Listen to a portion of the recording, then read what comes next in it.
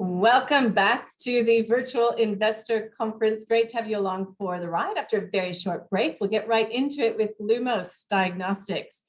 It specializes in rapid, cost-effective, and complete point-of-care diagnostic test solutions, which help Medicare and healthcare professionals more accurately diagnose and manage medical conditions.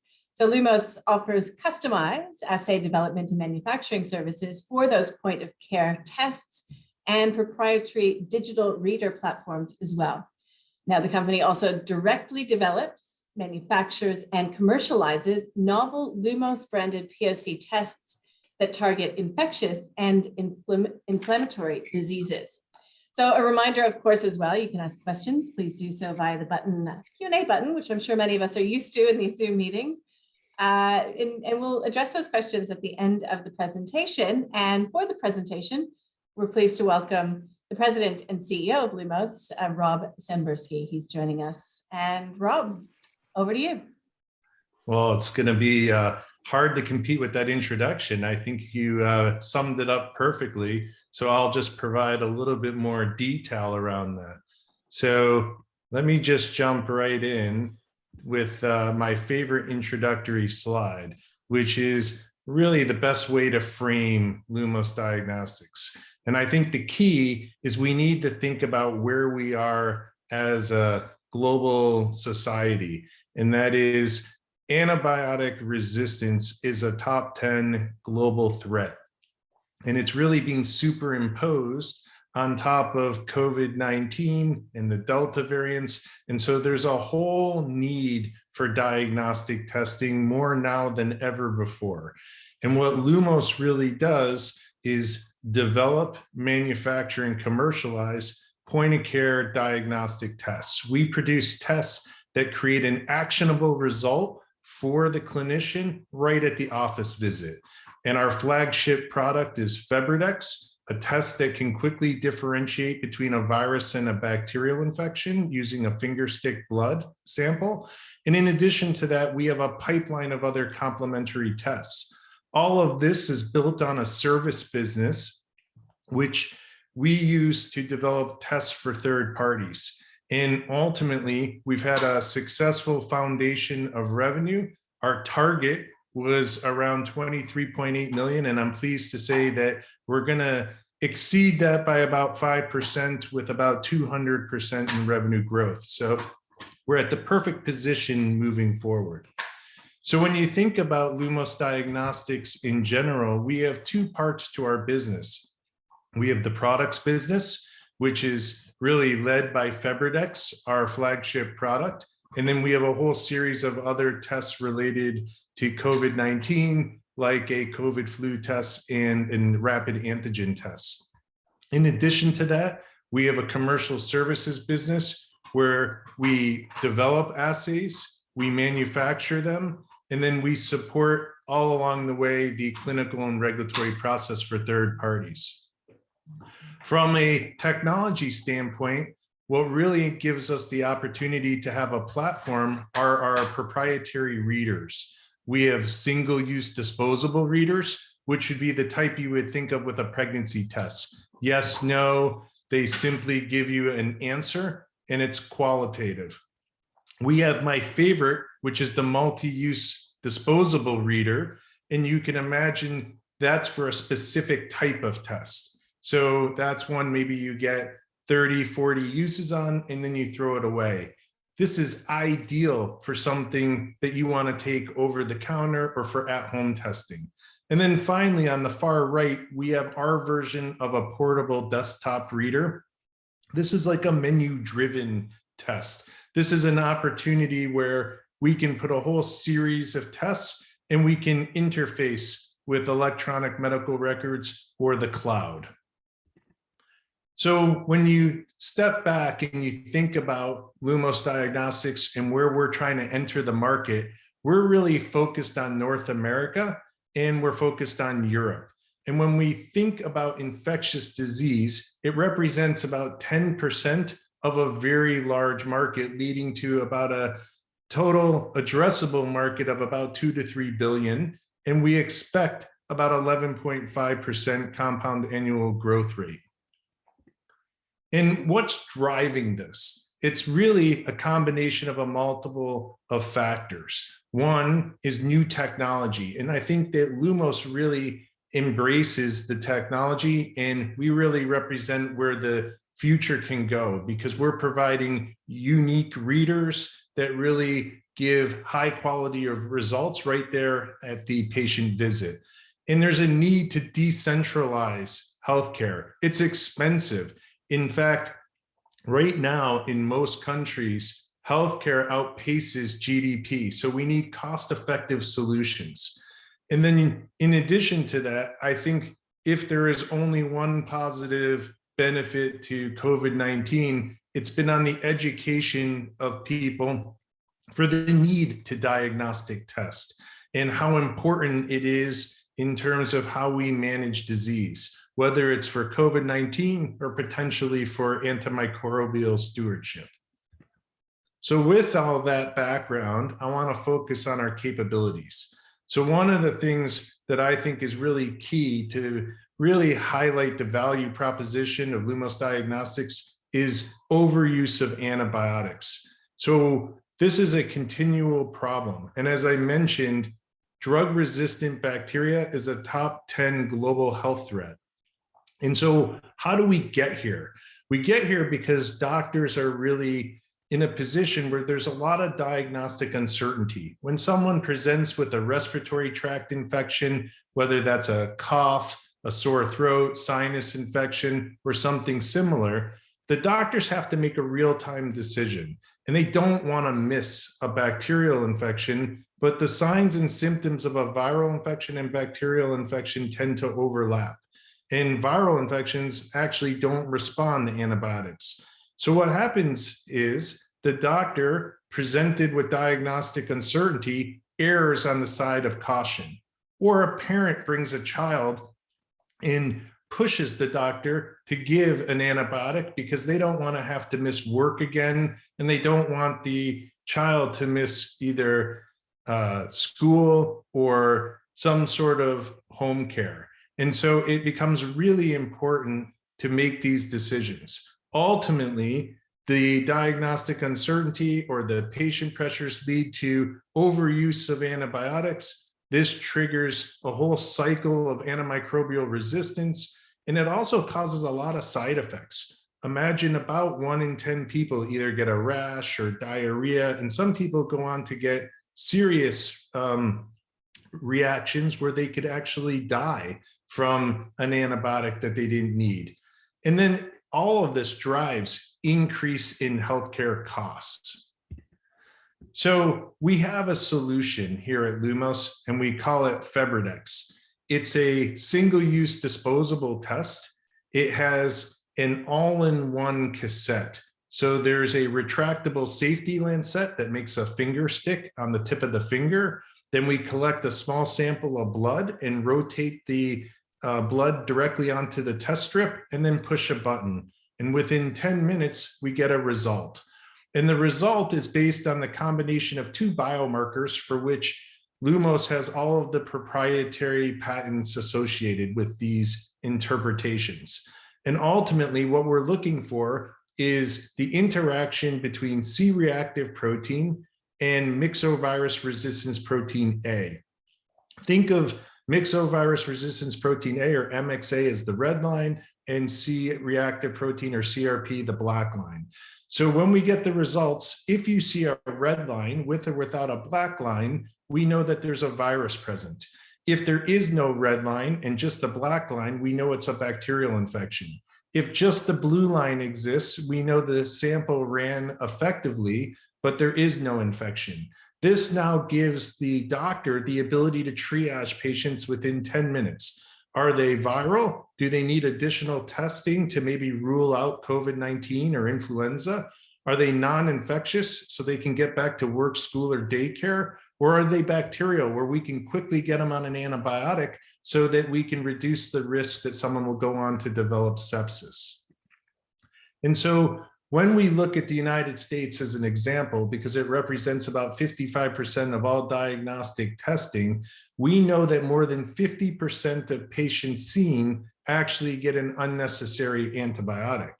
And when we think about where briDx can have an impact, this slide's really important. So you can think that patients are seen in the outpatient setting, and I want to define that as the primary care or GP office, or a standalone urgent care, or where pharmacists have either nurse practitioners see patients or they do it themselves.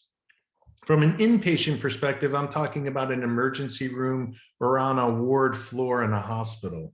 And then home care is exactly what it stands for, something over the counter or for at-home use.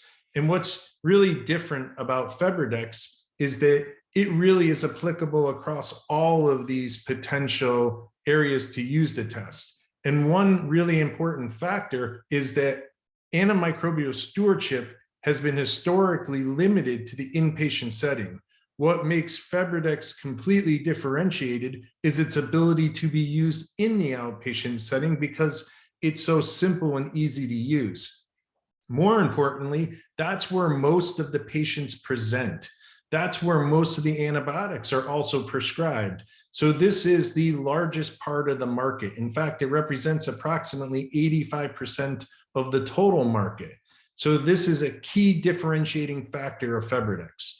And we've already established regulatory approval in Canada, Europe, in Australia, and we're well underway in our 510(k) review within the United States that would give us access to commercialize in the US in the near term.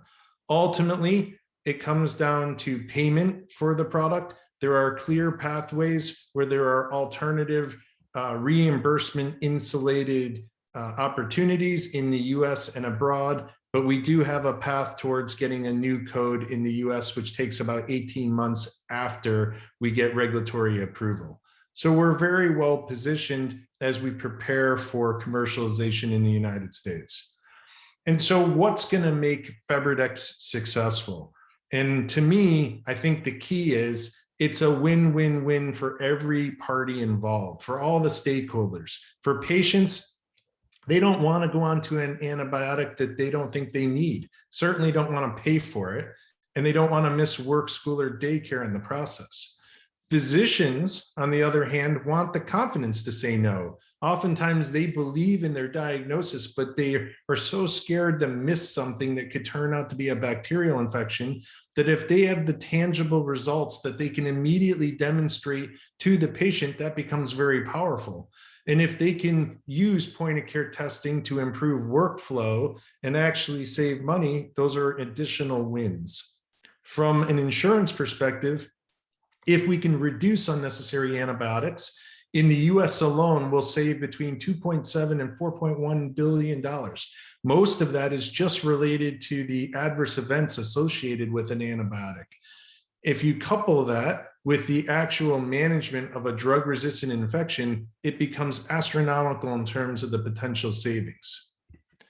And so the reason briDx can accomplish all of this is because we have strong clinical performance data that shows just how effective this test can be. And the reason there's a stop sign in the middle of the screen is because we want to rule out a bacterial infection, and simultaneously we want to rule out COVID-19.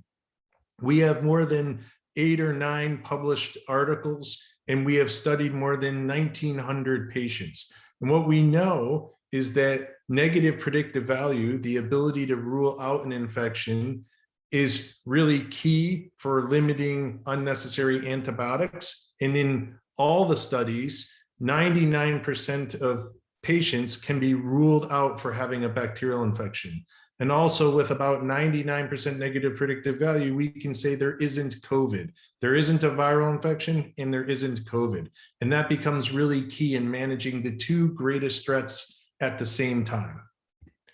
And so we proceeded with a launch of briDx. This is a way to get sort of early exposure to what's going to occur in the United States. And we targeted Canada and Europe to get that experience. We have distribution set up with Henry Schein and Una Health in the UK, and Henry Schein just so happens to be one of the big US distributors. So we're getting that experience with a distributor that can easily learn from it and then leverage that in the United States.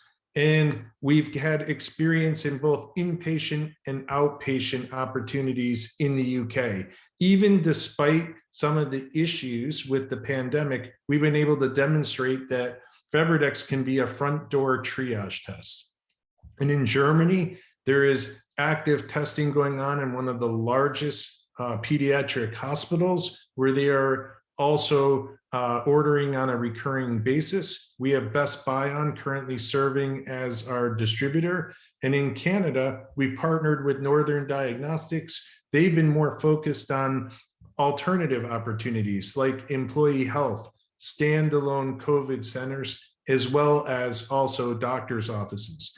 They have about 60 different groups that have lined up and ordered recurrently over the last 6 months. So we have a strong base as we go into fiscal year 2022. In the US, we were fortunate to submit our 510K as a de novo 510K back in October. And ultimately, it was converted by the FDA under their own volition to a traditional 510K. We happened to go on hold for a period of time while there were resource limitations, so it was an administrative hold. And then ultimately, we were restarted into the 510K review process back in March, and we had a study called Disrupt. It was a major clinical trial, and we were successful in completing that trial, meeting all of the required endpoints for the FDA. And now we have completed the submission as of June, and it's under active review. And we're confident that sometime in the next couple months, few months, this quarter, or at least this half of the year, we should get briDx cleared in the United States, which really opens the door to the largest market opportunity for us. From a commercial service perspective, think of us as creating an end-to-end solution where we develop tests for third parties and we do the assay manufacturing. We also do the reader development, and we put that all together as a partnership, a true collaboration. And the reason people pick us to do that is because we have two really top-notch facilities, one in Sarasota, Florida, one in Carlsbad. We have the ability to do, from a capacity standpoint, just on strip manufacturing of about 120 million tests per year. And we're doing it under a high quality standard. We have submitted for the medical device single audit program, where we are looked at and audited annually and held to the highest ISO standard. So we have high capacity and high quality. And from a corporate perspective, the reason people come to us despite the capacity is the intellectual property. So really, we have a significant number of issued patents or pending patents across multiple jurisdictions, and they are not only for briDx as a whole, so for the actual product, but for the technology on the assay strip that is potentially usable for other products. And then we have significant number of patents around the readers. We have significant regulatory approvals in place. As I mentioned, briDx just in Canada, Europe, Australia, and several other countries, and we're well underway for the US approval. And that's all being done, again, in high quality setting with significant capacity.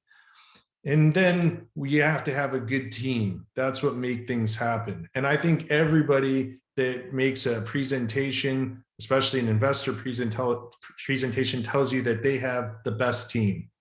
And I'm going to prove that we have a very strong team.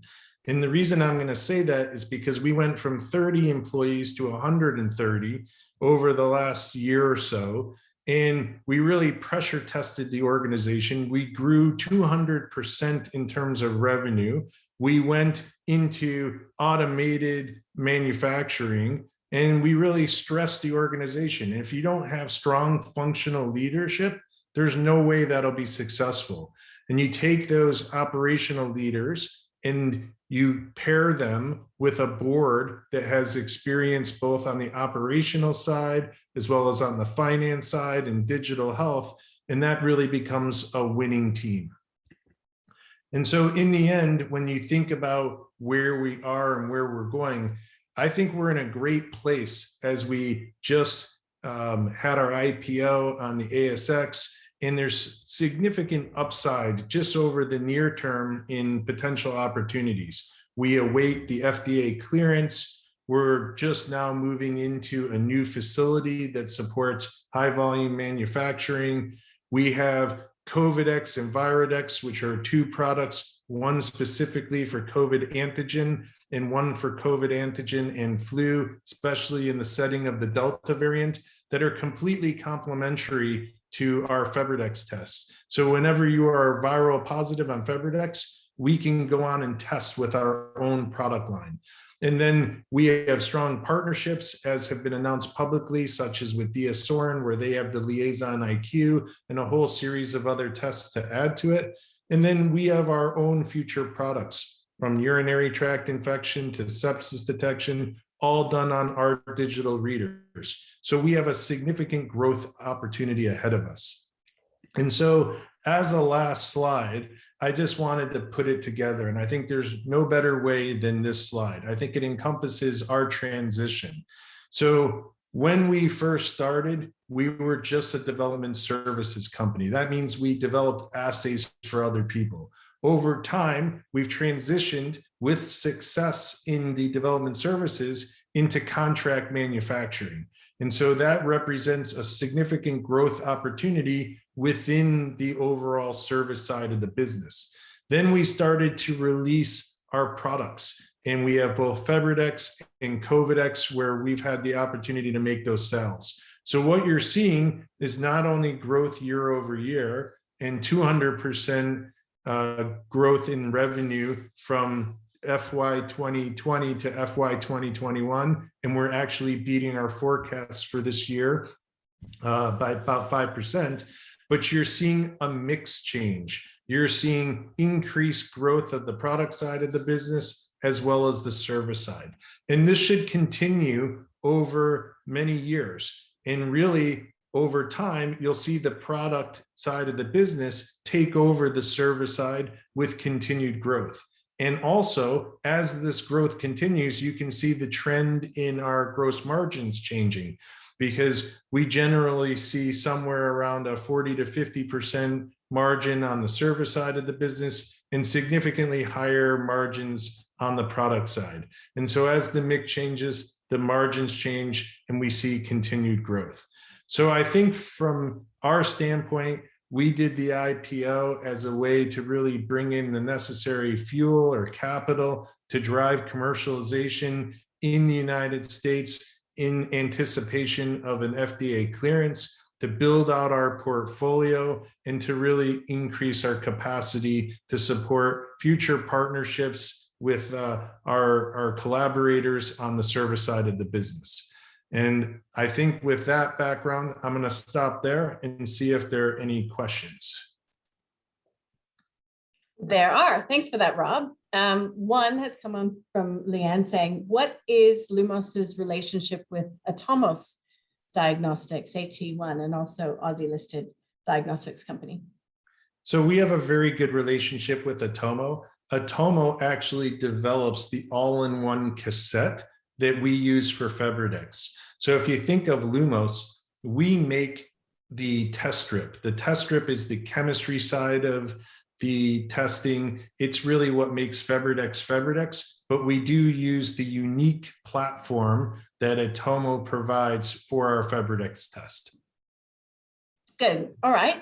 How has it been being an Australian listed company? I mean, it's still newly listed, I think it's fair to say.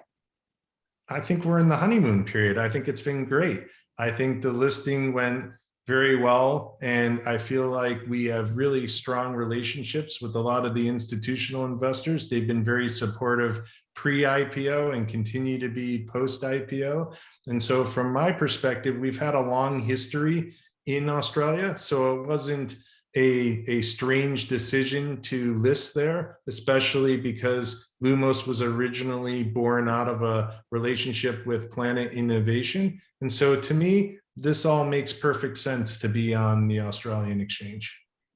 Where are the challenges? I mean, clearly it looks as if you're going to exceed the prospectus forecast in terms of revenue. You're making strides in terms of your diagnostics and the market and projected growth, et cetera. But I mean, it can't all be smooth sailing. So where do you see challenges arising as we still continue to move through this economic recovery in post-COVID world? Well, I think there's a lot. This is a start of a long journey. And the truth is that even when we are fortunate enough to have FDA clearance, even the most humanitarian of doctors don't immediately embrace a new technology. So there's still a huge amount of market education and awareness that needs to take place. And we'll go through a market development phase for briDx, despite the fact that, to me, it's a no-brainer. There's still going to be a lot of effort to get that test up and running. In addition to that, I think that one thing that came out of COVID is there's a lot of supply issues that have to be coordinated from a supply chain perspective, and also talent. Right now, there's a demand for diagnostics, and we always need to be competitive to get the best talent. Fortunately, I think that we have such unique technology and we offer differentiated products that hopefully we can continue to lure the right people. But those are probably the three key areas of focus for me over the coming years. And sales and marketing can be quite expensive, but you're relatively cashed up. So in terms of that, the supply chain piece, how is that being addressed? How is that determining the cost base of the company as well? So we made sure that we have a significant number of, let's say, raw materials on hand. So we know there's going to be delays. We've anticipated that. So we have a certain amount of safety stock and inventory on hand. Our partners like Atomo have made a lot of efforts to make sure that they also have a certain amount of safety stock. So we're preparing things in advance. I think that's the biggest issue. Certainly from a cost of goods perspective, it's been costing more to ship from either China or from Australia to the United States. And that's one of the things that just gets built in. Hopefully over time, as the world opens up, some of those pressures will ease. But we've just made sure that we have all the key components in place to anticipate our future growth. Well, Rob, thank you for the presentation today. We really appreciate, obviously, your time and telling us more about Lumos. Well, it's always a pleasure. Thanks for having me.